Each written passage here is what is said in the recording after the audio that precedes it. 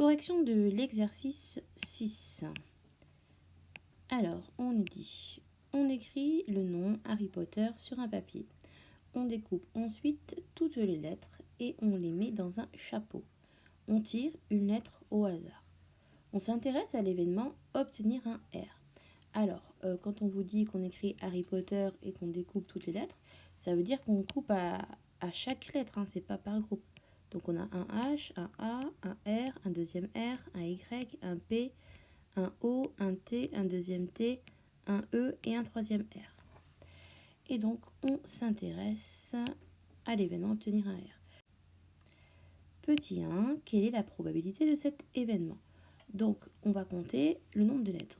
1, 2, 3, 4, 5, 6, 7, 8, 9, 10, 11. On a donc 11 lettres dans le chapeau. Et sur ces 11 lettres, on a 1, 2, 3 R. Donc, la probabilité d'obtenir un R, elle est de 3 sur 11, car on a 3 R sur les 11 lettres.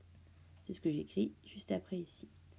Pour la question 2, à présent, on nous demande quelle est la probabilité de l'événement contraire. Alors, il faut se poser la question, quel est l'événement contraire à obtenir un R? Eh bien, l'événement contraire d'obtenir un R, c'est ne pas obtenir un R. Et ne pas obtenir un R, comme je l'ai écrit ici, ça signifie obtenir un H, un A, un Y, un P, un O, un T ou un E. Donc, on compte l'ensemble des autres lettres. Donc, enfin, dans le chapeau, hein, pas juste les lettres différentes. Donc, ça fait 1, 2, 3, 4, 5, 6, 7, 8. En fait, on aurait pu l'obtenir tout simplement en faisant 11 moins 3. Hein. 11 moins 3, ça fait 8.